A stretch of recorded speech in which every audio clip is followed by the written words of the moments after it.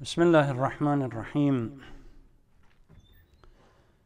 الحمد لله رب العالمين بارئ الخلائق أجمعين باعث الأنبياء والمرسلين، والصلاة والسلام على سيدنا ونبينا وحبيب قلوبنا وطبيب نفوسنا الذي سمي في السماء بأحمد وفي الأرضين بأبي القاسم المصطفى محمد.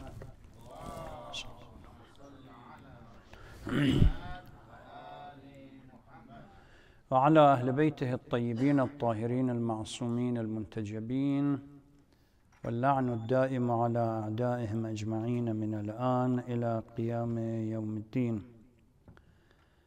اللهم لعن أول ظالم ظلم حق محمد وآل محمد وآخر تابع له على ذلك.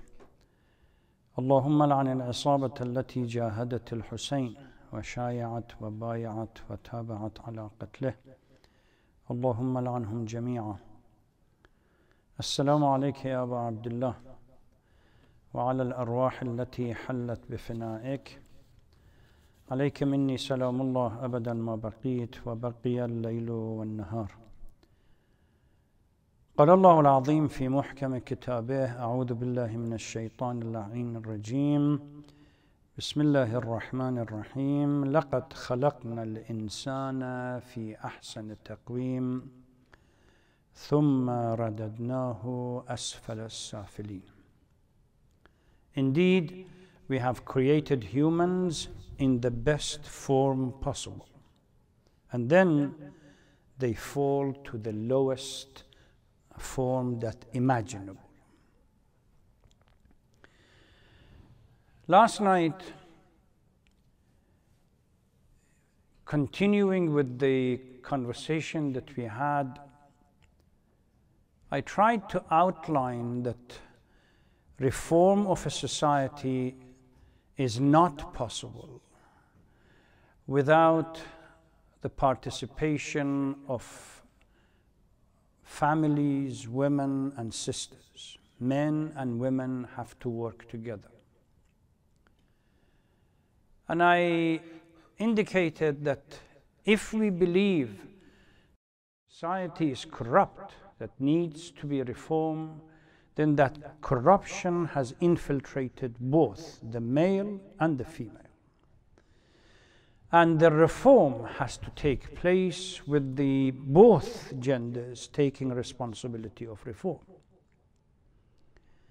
It's not possible for almost majority of the population to be marginalized or excluded, that reform takes place. And I indicated that if we go back to the history of Islam, the early period of Islam, women participated. Without the participation of women, Islam would not have succeeded the way it did. Just imagine Khadija wasn't there to support the Holy Prophet. During the Ashura process, we see the role of women and their responsibilities quite clear. And also a hadith from the fifth Imam last night, that even in the best form of government or governance that one could imagine, when the hidden Imam returns, the hadith says that out of the 313 individuals that constitute the nucleus or of the group that work together in support of the 12th Imam for the establishment of what is called the ideal government, 50 or 55 of them are women. That the hadith said they simply come together without pre-plan in Mecca in preparation for the return of the Imam and working with him. Today or tonight, I intend to lead the conversation somewhere else to the Karbala in particular, and ask a particular question. We all discussed a few nights ago that from a worldview of Islam, there are ample evidence in Quran that talks about the mixed nature of human being.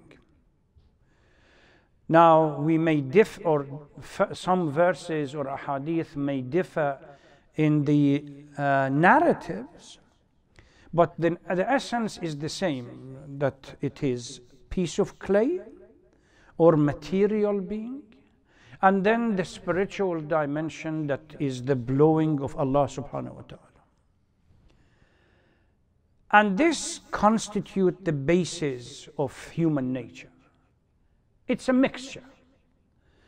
And any reform that does not address both sides is going to fail. The Quran repeatedly says that we have created human being and we know how humans function. Hence, the program that is developed for their guidance is a program that addresses both sides, the spiritual as well as the material. On the one hand, it rejects totally the concept of monasticism that the Christianity created or constructed, that you withdraw from the rest of the world and you isolate yourself, and focus on the spirituality alone. And on the other hand, it totally does not accept the material lifestyle, that you focus on material life at the expense of the spirituality. Based on this worldview and the role and the function of a human being within this creation, the verse in the Holy Quran in Surah that I recited, لَقَدْ خَلَقْنَا الْإِنسَانَ فِي أَحْسَنِ تَقْوِيمٍ. Humans in potentiality, they are in the best possible form. However, it's the free will, they fall to the worst form imaginable, based on which direction they take. There are other verses as well in the Holy Quran. إِنَّا هَدَيْنَاهُ السَّبِيلُ. We provided the guidance, the path for humans. إِمَّا شَاكِرًا وَإِمَّا كَفُورًا. Either they accept or they reject. It's the choice that they make that ultimately is going to direct or influence the direction that they're going to take in their life. Remember, if you go to the concept of Genesis or the creation of humans from an Islamic point of view, a conversation takes place between the malaika or angels and Allah subhanahu wa ta'ala regarding the rationality and the usefulness of such creation. Malaika tends to point out the asfal as-safilin, the fall, while Allah subhanahu wa ta'ala talks about the elevation, reaching Khalifatullah. And then ultimately he says, I know something that you don't. That this individual that God has created has the potential to reach beyond heaven and become the representative of the divine on earth. Khalifatullah on earth. So on one hand, we see this notion of fi ahsan taqweem, the best possible form. On the other hand, Quran is realistic to understand that once free will is exercised, but wrong choices are made, ultimately this fall leads to the worst possible or imaginable form. We see Quran on the one hand commending those who use jihad and fight the nafs ammara and move upwards towards nafs al-mutma'inna, and on the other hand, nafs ammara, the dictating, what we call human desire. Some people have even said that it is a kind of a soul, but in my interpretation is the dictating human desire, where humans become shackled, literally like a chain holds human down. Quran rebukes such individuals for falling victim in the light of guidance to what we call the desire and satanic needs, and at the same time encourages and approves of those who go through jihad and struggle and move upwards to the nafs al-mutma'inna. The question that I want to pose here, what kind of people confronted each other on the 10th day of Ashura on the plain of Karbala? Based on what we have learned, there must be two different models of humanity where this verse refers to. On the one side, humanity in the most perfect form, and on the other side, humanity in the asfal al-safilin, the worst imaginable form. Quran occasionally has a unique language that uses to refer to the second group, not the one which they have become Khalifatullah, representative vicegerents of Allah subhanahu wa ta'ala on earth. There are a unique language for them, but specifically for those who have fallen. And this fall is deliberate, by choice.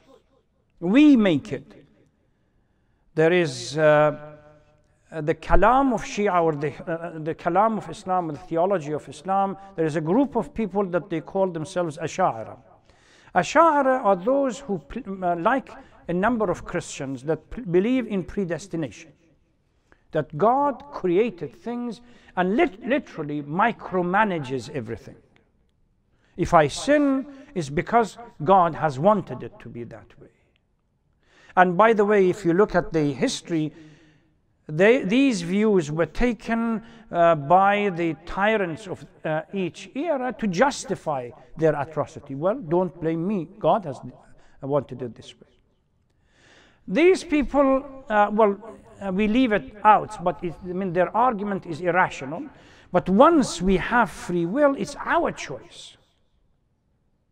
The punishment and reward only makes sense when we have the right to exercise our free will willingly, not being controlled like a robot. We see a few verses in the Holy Quran that refers to the second group, the asfal al-safilin, in a variety of forms. استحوذ عليهم الشيطان فأنساهم ذكر الله. It refers to this group as a group that, like a mold, Shaitan has controlled them and completely forgotten their relationship with Allah subhanahu wa ta'ala. Or sometimes Quran refers to the concept of maskh and deformment, in which humans change in their nature. They might appear biologically or physically as an animal with two legs and feet, and they can talk, but their nature is different. وَجَعَلَ مِنْهُمْ قِرَدَةً وَخَنَازِيرَ. That Allah subhanahu wa ta'ala refers to the nature of these individuals, that they turn to be buffoons and swines, because their act is similar to this. Or أُولَٰئِكَ كَالْأَنْعَامِ بَلْ هُمْ أَضَلُّ. Refers Quran to humans that deliberately choose to disobey Allah subhanahu wa ta'ala and sink to the asfal al-safilin, that they are lower than even animals. أُولَٰئِكَ كَالْأَنْعَامِ بَلْ هُمْ أَضَلُّ. So the question, in the light of this conversation, what kind of human beings came to confront each other on the plain of Ashura? On the one hand, we see individuals that used every opportunity to worship Allah subhanahu wa ta'ala and to congratulate each other and even encourage each other to wait because the end is near. Just look at the text where the historians narrate about individuals on the night of Ashura, which happened to be similar to tomorrow night. One Sahaba, one disciple of the Imam congratulates the other and encourages it. Don't panic. Wait, it's only few more hours. And we will meet with the beloved. And they pray, they ask Allah for forgiveness. And on the other hand, you have individuals that they use the night to sharpen their sword because tomorrow they are going to go for the slaughter. Imam refers this أولئك كالأنعام بل هم أضل that Quran refers to is similar to this. We can see it in the words of Imam Hussein when he predicts what is going to happen to him within few days. He says, وَمَا أَوْلَهَنِي إِلَىٰ أَسْلَافِي اشْتِيَاقُ يَعْقُوبَ لِيُوسُفَ. Alaykum as-salam. If you really want to understand how I feel about meeting my predecessors or my ancestors, look at the story of Yaqub, Jacob, and Joseph, or Prophet Yaqub and Prophet Yusuf, which the love of father for the son is exemplary. That's how I feel, and the desire that I have to go and meet my ancestors. وَكَأَنِّي, and I can see it. بأوصالي تتقطعها عسلان الفلوات. As my body is going to be torn to pieces by wild wolves. Doesn't refer to them as human beings. By wild wolves between this place and that place. بين النواويس وكربلاء فيملأان مني أكراسا جوفا وأجربة صبغا. All this is done for the sake of filling their stomach or filling their pocket. Classic example of a materialistic or material-centric lifestyle that we were discussing a couple of nights ago. The difference between Abidud Dunya and the Mu'mineen and the believers. The driving force for these people to commit such a horrendous crime is nothing but to fill their stomach or their pocket. Material. But the point that I wanted to raise here is the Imam refers to these individuals not as human beings, wild wolves, or wolves with rabies, that they would tear my body to pieces for nothing but material gain. Borrows the phrase from the Quran, أولئك كالأنعام. Those of you who have access to books on Irfan and mysticism, go and read it. There are now detailed analysis and research done and academic papers written. And this idea that gaining or picking up the idea from the Quran that on the Day of Judgment, people are resurrected as the nature of their a'mal. How they were behaving in human beings. In dunya. If they were behaving as human beings, they would be resurrected as human beings. If they were behaving like wolves, they would be resurrected as wolves.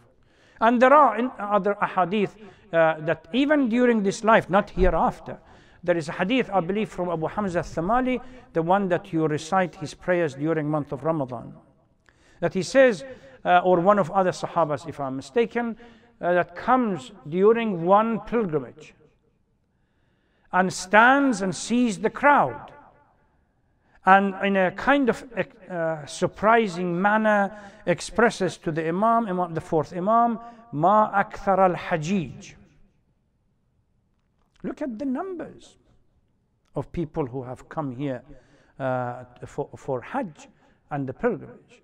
And Imam waits and he says, Ma akthar al-dajij wa aqall al-hajij. noises and sounds are plenty. But individuals, true human beings that understand the value of this place are very few.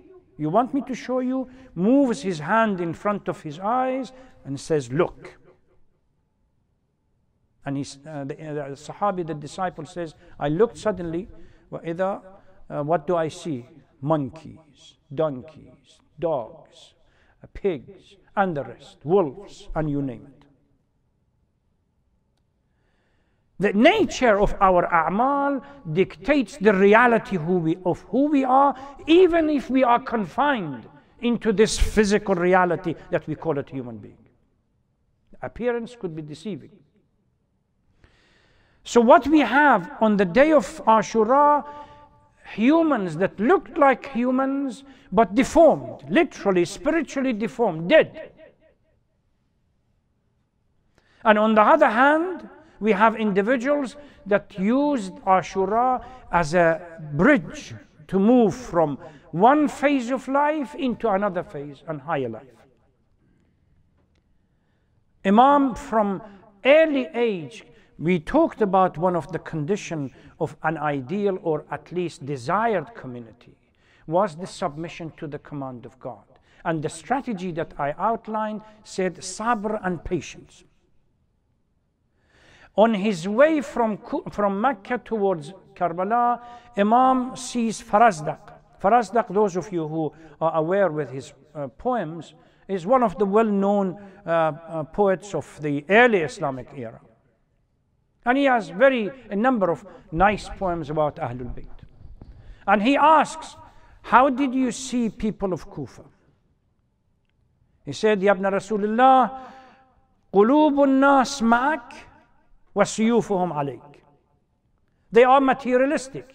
Deep down, they may be convinced that you are the right guide. But for material gain, their sword is used against you. And look at how Imam responds. Lillah al-amr. Order and authority is for Allah subhanahu wa ta'ala alone. وَكُلَّ يَوْمٍ رَبُّنَا فِي شَأْنٍ. And He decides, or Allah decides. Every day could change. إِن نَزَلَ الْقَضَاء بِمَا نُحِبْ. If the grand desire of God, in the macro level, fits with our desire, which happen to be in the micro state, then فَنَحْمِدُ اللَّهَ عَلَى نَعَمَائِهِ. We thank Allah for the blessing. وَهُوَ الْمُسْتَعَانِ. وَإِفْ وَعَلَى أَدَاءِ الشُّكْرِ وَإِنْ حَالَ الْقَضَاء دُونَ الرَّجَاءِ. We have a wish in the micro state. If in the macro level, Allah subhanahu wa ta'ala's will does not fit with our micro level, and there is a different plan, فَلَمْ يَتَعَدَّ مَنْ كَانَ الْحَقُّ نِيَّتُهُ وَالتَّقْوَى سَرِيرَتُهُ. A person that his intention is pure and seeks the truth is never going to lose. Truth and justice becomes the criteria for which Imam uses to distinguish a group of people from each other. If God desires for us to be slaughtered, I'm not going to be afraid. We submit. Why? Because we seek truth and we stand for justice. And people who seek truth and stand for justice should not worry about the consequence. These are part of the condition. There is a station between Mecca and Kufa or Karbala called Zabala, close to Kufa. Imam arrives in that station, and the news of Muslim ibn Aqil, his martyrdom, is brought to him. And what does he say? لِيَرْغَبُ الْمُؤْمِنْ فِي لِقَاءِ اللَّهِ مُحِقًّا فَإِنِّي لَا أَرَى الْمَوْتِ إِلَّا سَعَادَةً وَالْحَيَاةِ مَعَ الظَّالِمِينَ إِلَّا بَرًّا. A believer must always long for meeting Allah subhanahu wa ta'ala. I see death with dignity as privilege, and life with oppression as a perversion. It's not possible to live in a condition where you have to accept oppression. This is the whole plan that Imam has. Hur comes in front of him on the second day of Muharram when he enters plain of Karbala, and warns him not to enter into a battle because he's going to be killed. Imam responds and says, "Are you frightening me of death, or are you threatening me to? Which one?" Explains about his family, and the Shahada is part and parcel of the Ahlul Bayt. We have never been afraid of being martyred for the sake of Allah. Sa'amdi, and then recites a number of poems in Arabic. Our brothers would understand that. Sa'amdi, وَمَا بِالْمَوْتِ عَارٌ عَلَى الْفَتَى إِذَا مَا نَوَى حَقًّا وَجَاهَدَ مُسْلِمًا. I'm going to go. Death is not going to be somehow a shame for people who seek justice. Again, repetition of what happened a few days before. And submits to the command of God. سأمضي وما بالموت عار على الفتى إذا ما نوى حقا وجاهد مسلما وآسى الرجال الصالحين بنفسه وفارق مثبورا وباعد مجرما. And in his life tried to imitate the truthful ones. And the idea that death becomes a platform in which he leaves the tyrants behind. فَإِنْ عِشْتُ لَمْ أَنْدَمْ. If I live, no regret. وَإِنْ مَتُّ لَمْ أَلَمْ. There is no pain in death. كَفَى بِكَ ذُلًّا أَنْ تَعِيشَ وَتُرْغَمَ. The worst indignity is to be forced to live in a life with those tyrants that you have no choice, no free will. This is the framework by which you judge individuals. Two camps existed in Ashura, and two forms of human beings. The deformed one that Quran says, أَسْفَلُ السَّافِلِينَ إِسْتَحْوَذَ عَلَيْهِمُ الشَّيْطَانِ, or أُولَٰئِكَ كَالْأَنْعَامِ بَلْ هُمْ أَضَلُّ. And the other camp that prayed, submitted to the command of God, had a clear conscience and a clear vision. There is another hadith from Amir al-Mu'minin sallallahu alayhi wa says the two camps can be distinguished. Very eloquent as his style is, distinguishes the two groups. Those who use dunya as a filter to look through it towards the hereafter. These are the believers. And those who use dunya as the goal and the objective. There are two different things. من أبصر بها بصرته ومن أبصر إليها عمته. If you use biha, if you use dunya as a mean, as a filter by which you look through the hereafter, it gives you a powerful vision. But if you use it as the goal and the objective, everything geared towards dunya, it blinds you. One side we had on the day of Ashura, those who were blinded by dunya, that they could see nothing. And another side that used dunya and constantly the hereafter was their goal. There are a number of stories that we can narrate about these individuals. Habib ibn Madahar, one of the well-known Sahabi, they say after the martyrdom of Amir al-Mu'minin, never laughed, never smiled. An old man that his eyebrows were literally, because of his age, come down to cover his eyes. During Ashura, he takes a piece of cloth and pulls the forehead up so that the eyebrows are lifted, and ties this in front against his back of his head, so that he can see better. And on the night of Ashura, they say that Habib began laughing and smiling. Look, the answer when he is asked why. Somebody asked him, Habib, from 40th after Hijrah, when Amir al-Mu'mineen was martyred, you have never laughed. Literally 20 years, no smile on your face. Why is it that you suddenly started smiling? He said, it's only a matter of a couple of hours, which I would see my beloved. If I don't laugh now, when can I laugh then? Or another story. Nafi' ibn Hilal, one of the well-known, we call businessmen of Kufa. On the night of Ashura, this person, Qari Quran, Rawi Hadith, participated in the Battle of Siffin, Jamal and Nahrawan with Amir al-Mu'mineen. Look at what we have here, two camps. The person that committed the worst crime on the Ibn Sa'd camp also participated in the Battle of Siffin with Amir al-Mu'mineen, Shamr. And then you have Nafi' ibn Hilal on the other side.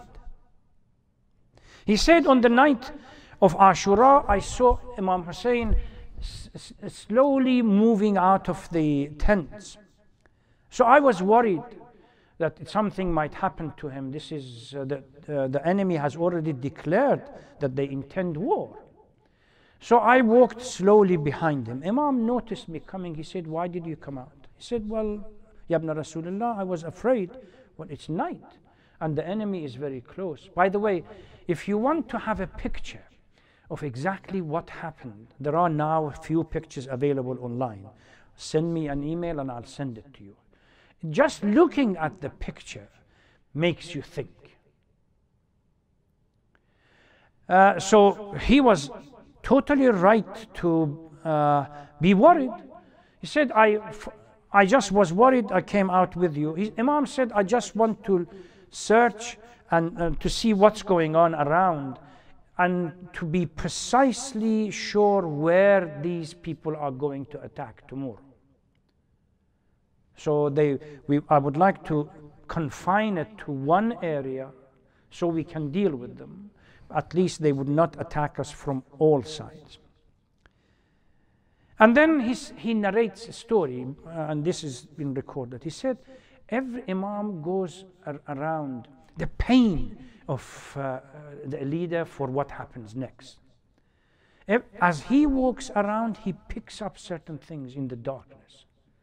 I said, Ya ibn Rasulullah, why every few minutes you bend and to pick something? He said, look, tomorrow these wild beasts are going to attack the tents, and they are going to set fire to it. Naturally, as the result of fire, kids, women, and others are going to come out and run around. I'm picking up thorns from the ground so that when the kids or the women and so on run around, they have less injury because of the thorn. The pain of what will happen in the future. These are, and then we see Shamr on the other hand, alaykum salam wa rahmatullah. Shamr on the other hand, isn't this the most perfect example of, on the one hand, what ayah says, ahsan al-taqweem, the best form, and on the other hand, what Quran says, asfal al-safali. What else do we need? The believers that follow, submit to the command of God, and conscious and constantly. This tomorrow, like tomorrow night, if you read the history, every single one of the disciples that were there, they were congratulating, they were waiting for that particular moment. The moment of victory and the transformation has arrived. And then you have others. It really leaves us, begs the question, where do we stand? The theme that I have constantly, in a form of a question or a statement I have asked is, as the verse said before that I have read, history is valid from an Islamic point of view for the value of the lesson that we learn from it. Otherwise, if we don't learn any lesson from history, this history is nothing more than a narrative. Journalism. Once we learn from history, that value gives learning to give value to history on the one side. And again, تلك أمة قد خلت لها ما كسبت ولكم ما كسبتم. How they formed their own history is theirs. Once we accept the conflict between justice and injustice is a perpetual one and goes on and on and on until the end of time, that by implication brings us to the notion of Yazid and Hussein of each era and the two camps. We really need to think seriously about where do we stand in these camps. I have outlined a number of conditions that our Imams talk about. Are we still possessed and shackled by material life to the point where Quran rebukes such individuals? Ilahum hawahum. Even their God is their desires. They submit to nothing else but their own desire. Can we break away? Can we create a lifestyle in which what we call a more beloved community in the context that today is understood, or the desired community that we have discussed during the nights?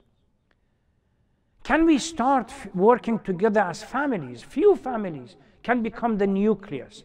History of Islam, there were days 3 people were the core of the Islamic Ummah: Prophet, Khadija, and Ali.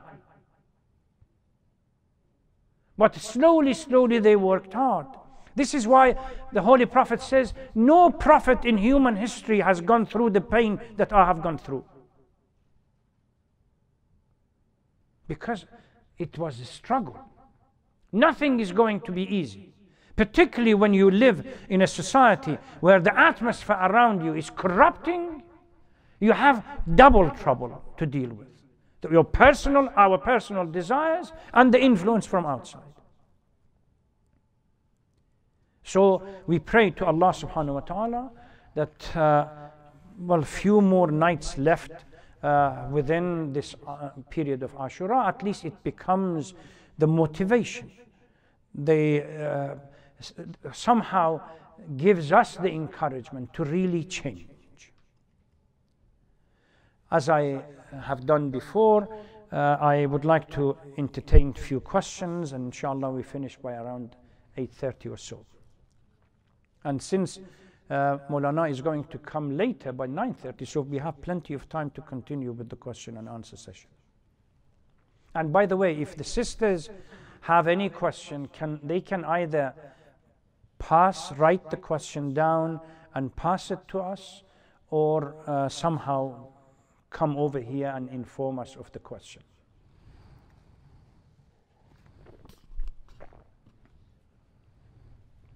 Go ahead. I was going to ask this question in the car, but I'll ask now. Mom, do you think Islam would have been different had Ashura never existed? Islam would have been different had Saqifa never happened. Ashura is the continuation of a process that started in Saqifa.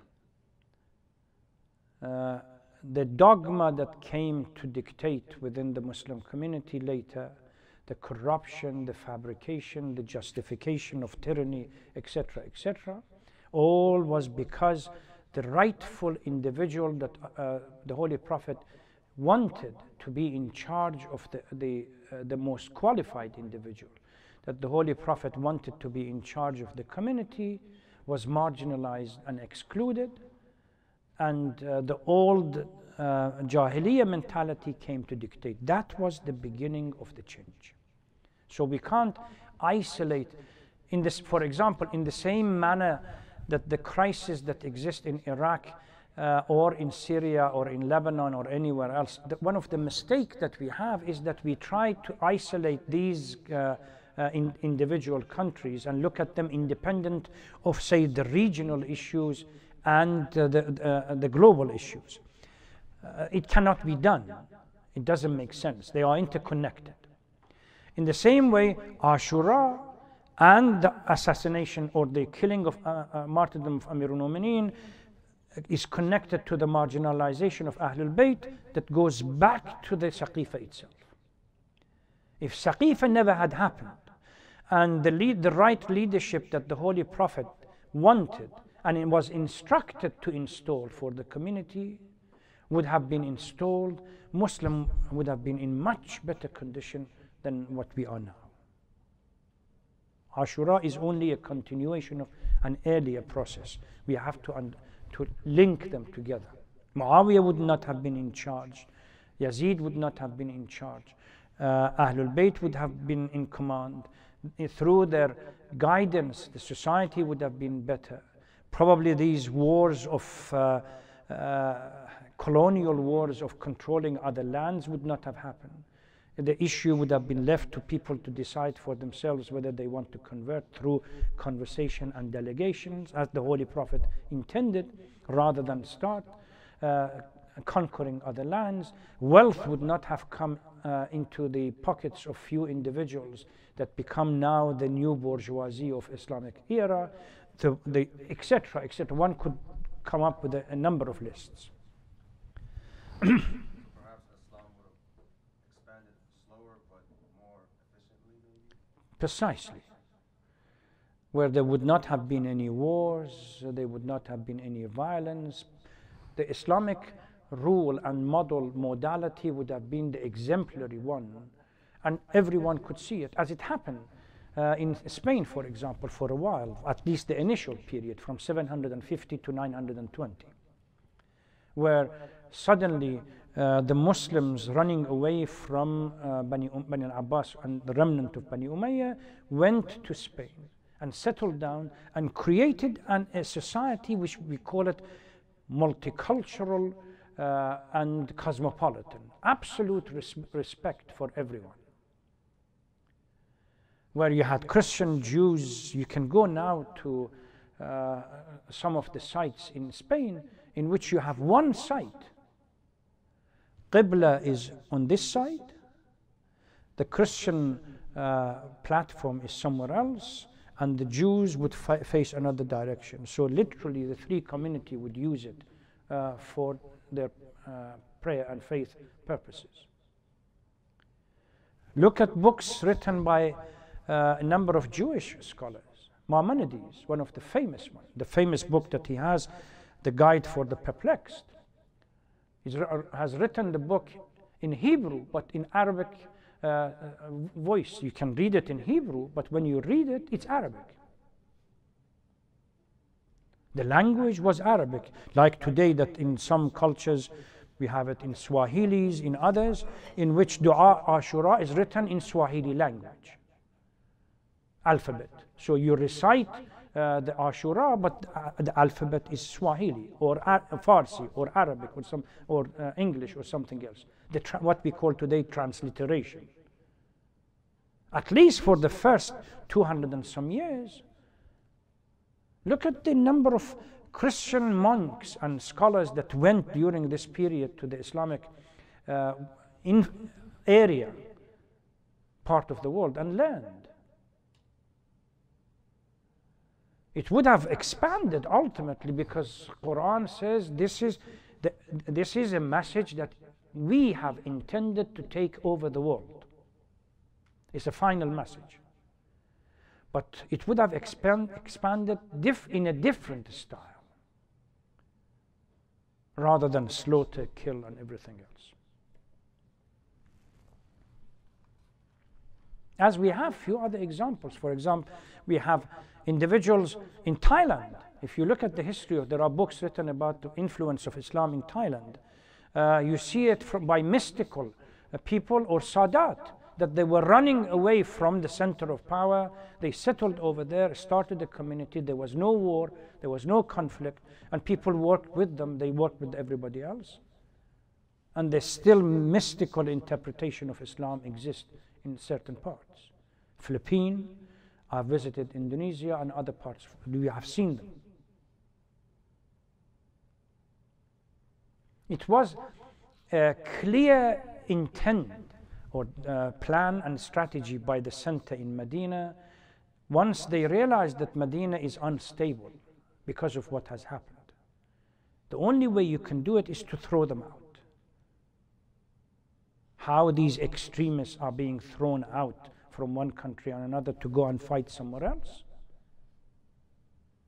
Jails are emptied these days, and the crooks are sent, go and fight. We provide them with all the weapons, all the money, with a fatwa as well that you can do whatever you want. It really shames us when we have individuals that they cut the head of a human being and then use it as a football. Never heard in the history of, yes, Christians did it during the occupation of Palestine in the First Crusade. The only time we have Ashura. They didn't play with it, but they put it on top of swords as a sign of victory. Or a spear in the sign of victory.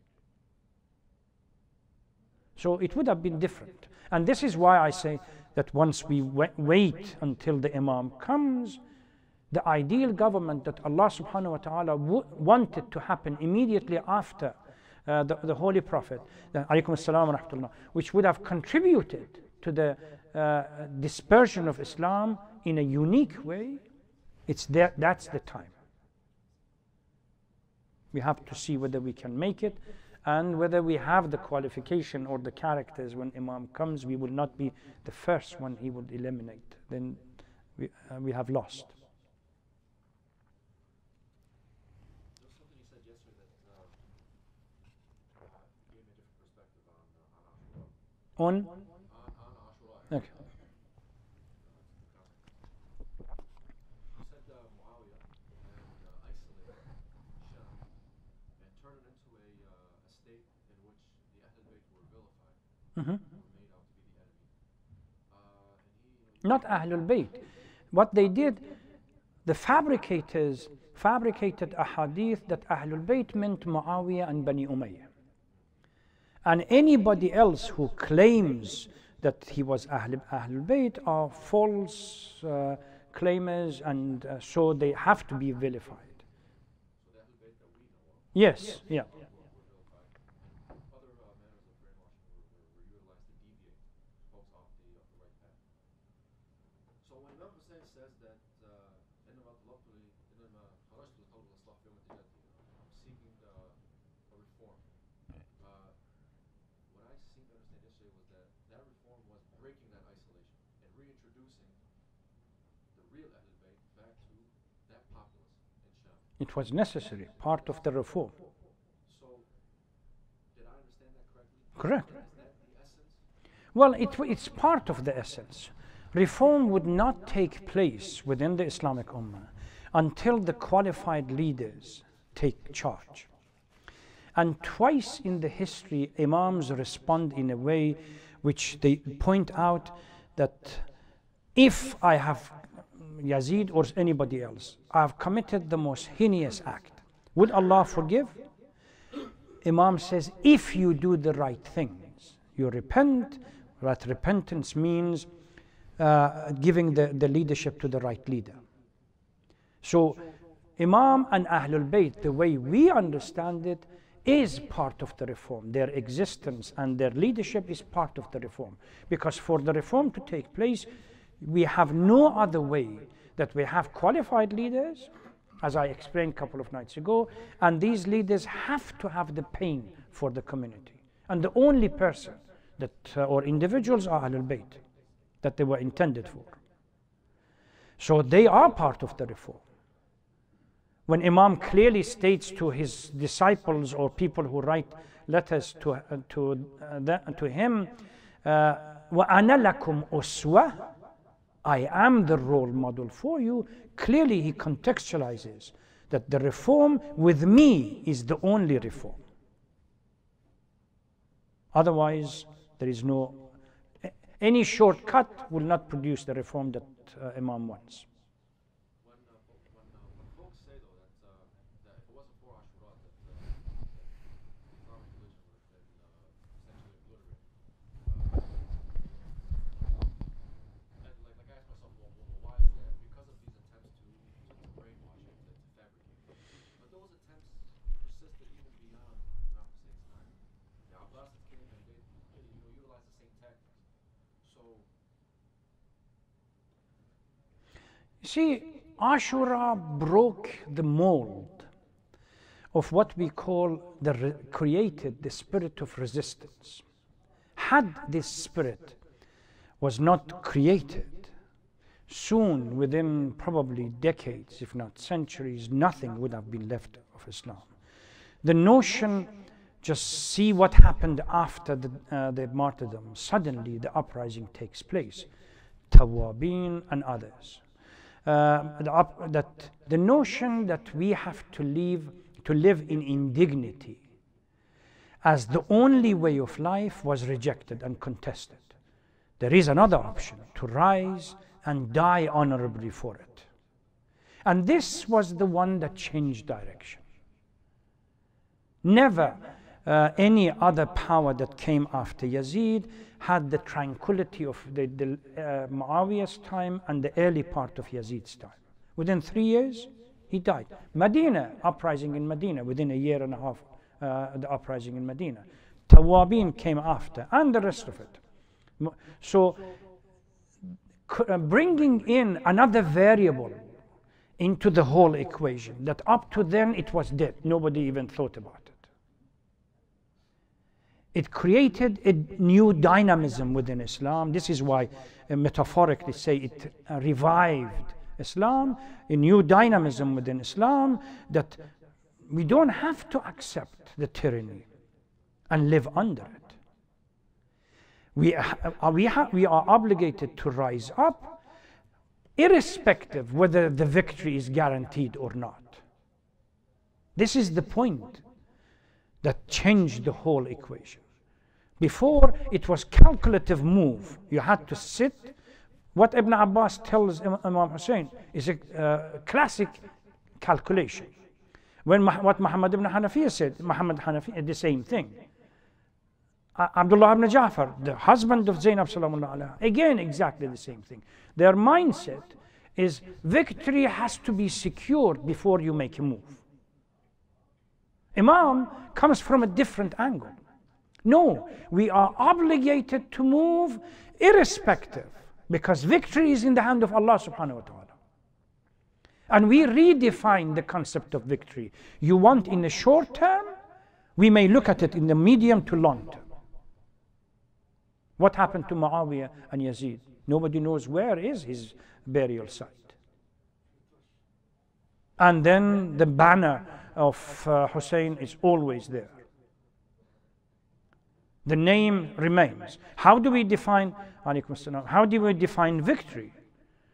There were two schools. One that primarily physical, materialistic, quantitatively, and it has to be secured.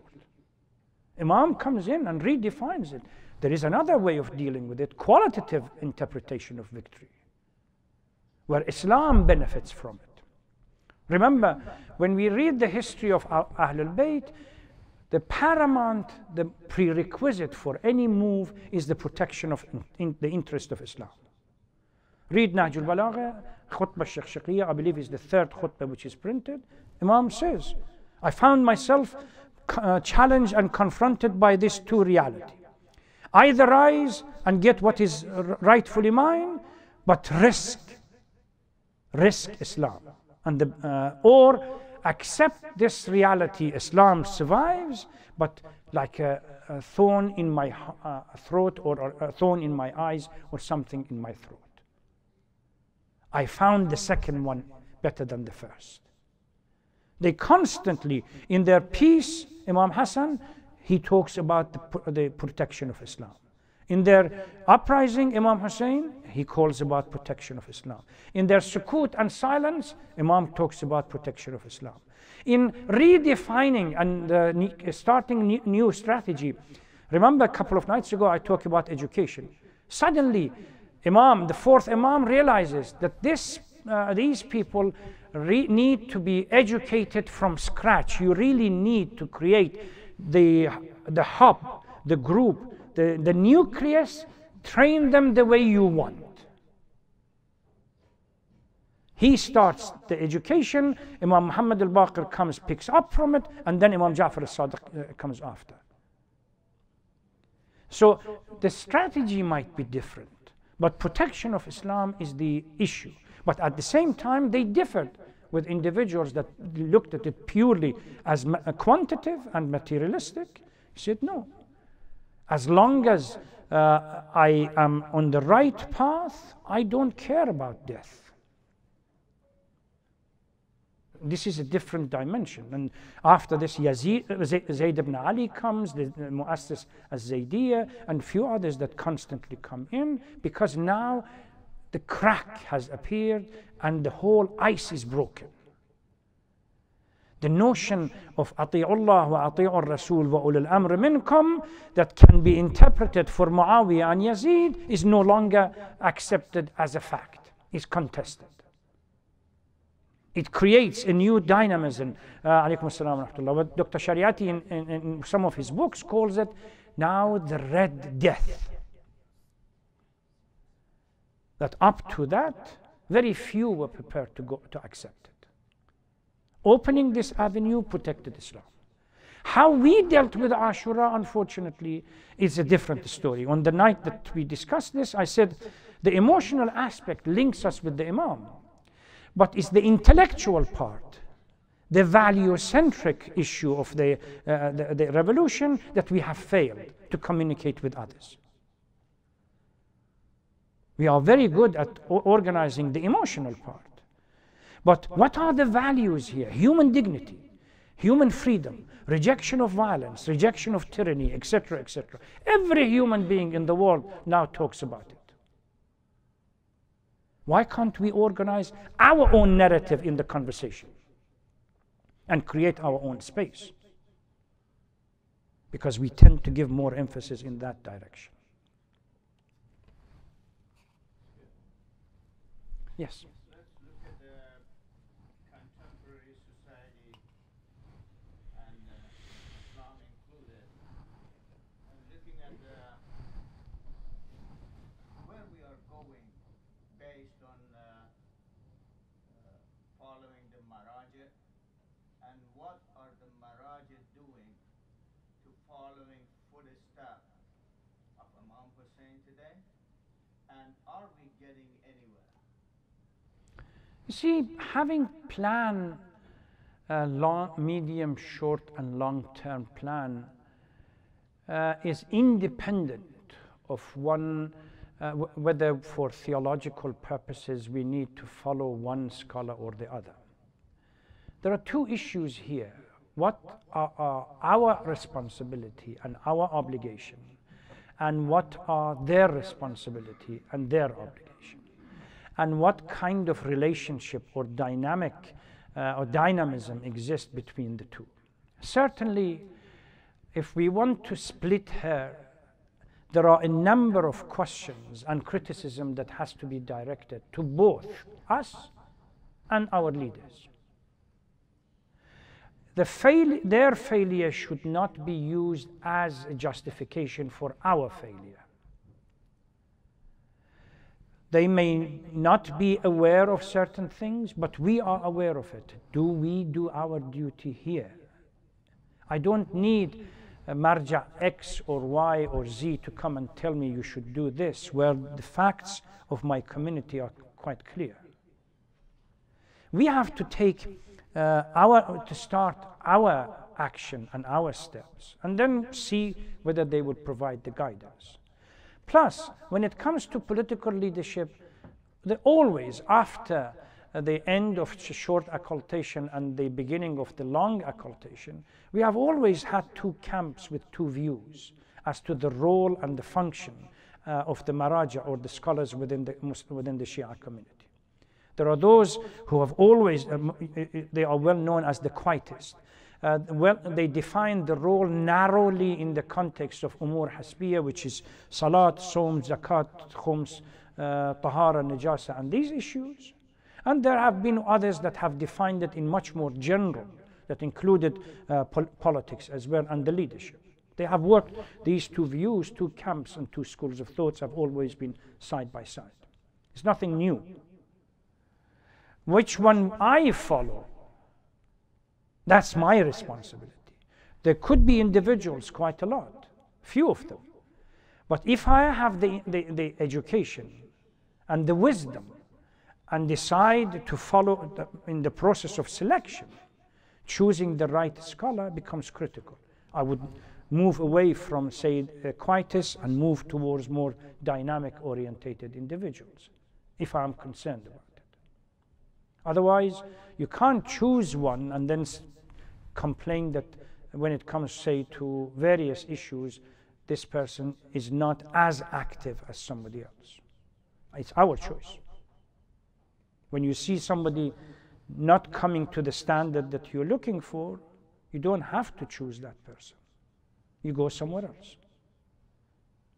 But that leadership issue is not a new issue. It's something that Shia has been struggling with it from literally from the end of the short occultation and beginning of long occultation. And we have paid price for it as well. I believe, I have just concern a little bit, because I think highlighted, unfortunately, most of us going toward the emotion part rather than enter towards, or as you said, the most valuable issue of the Imam Hussein's uprising or revolution. What is your actual, because every year we just commemorate this type of great rituals, and then after the 10th or whatsoever the number up to 13, then we still go back to this, which is unfortunately, we are not taking the great lessons. My dear brother, that was exactly my point. When the emotional part is given much more importance, by the end of the 10th or 11th day, you will be satisfied that, well, I have done my part. Once the intellectual dimensions are brought in, it obligates you to move forward and constantly ask questions. This is what we need to do. What's the next step? Where do we want to go next? I can beat my chest for 11 days and be satisfied. That's it. I've done what I need to do. But as soon as I change the question and pose a new one, what is my life? How close is my life to the life of Imam Hussein? How close am I to the modality that he sets up? Now we are talking about different things. It's not talking about Latmiya anymore. It talks about a way of life that we need to shift and change. Yeah, this is what we have been talking about during these nights. On a personal level, we really need to change. On a societal level, we need to create the right family that has the education, the submission to command of God, a complementary education, and so forth, and economic justice, standing for just and against injustice, amr bil ma'ruf, nahy anil munkar. These are the conditions that we laid down. And on a societal level, it's these families to be connected together to work, having a plan. Allah fi nadma amrikum. Before salat, sawm, zakat, and everything else. Where is the plan in our life? While Imam clearly outlines his plan. Yes, he has a plan, but he sheds light, removes what was ambiguity at the beginning as he moves on. Because he wants individuals that are determined to stay till the end with him. Shaking and sieving. Those who have come for the wealth and power, tomorrow he's becoming the president and I will be given the post of foreign minister. This kind of attitude is not what Hussein wants. He wants individuals that are prepared to laugh when the sword comes to chop their head. Smile. Because they think this is it. One step further, and I'm going to see the Holy Prophet and everybody else. This is why there is a huge amount of literature. Shaheed is the one, a shaheed, you don't need to wash them. You bury them. Marhum Mutari has a nice word here. He says, they have responded to the call as the sword came to chop their head. They said, Labbaik. That's enough. That kind of individual requires construction of a lifestyle. We are not ready for it. This is why we try as much as possible to avoid intellectual debates that has implication in our lives. We sell alcohol and we come to Masjid Imam Hussein and we contribute to the food as well. And we make condition to the speaker, don't talk about haram, being haram to sell alcohol, because of its implication. But we are happy. I remember in 1975, I was in Tehran. On the day of Ashura, right in front of the school, Madrasatul Marvi, in the middle of Tehran, there was a fight between these what we call Jahil in Tehran. These are individuals, huge, stuck in bodies, to carry the alam or the flag of Imam Hussein, the black flag. They were fighting with each other. I passed them by, I could detect the smell of alcohol from their mouth. That's the problem. Emotion, somehow we project within our own community that the mere presence in these majalis is enough to wash your sins and you go back and start all over again. It's a false pretension, false presentation, and we miss the opportunity to discuss much more important issues that relate family life, societal life, our relationship with children, our relationship with ourselves, our relationship with teachers, our relationship with everybody else. These are the ones which are missing.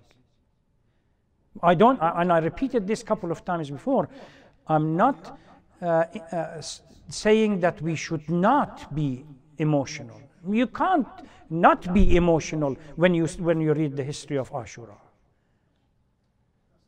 6-month-old child being torn to pieces with an arrow. Anybody would hear it, becomes emotional. Emotion is part of the story. But at the same time, there were some grand values in it.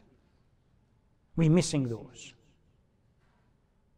And unfortunately also most of the lectures we are not emphasizing this value. Well, that goes to the answer that I gave the brother. It's your choice. Thank you very much. Wassalamu alaikum wa rahmatullah.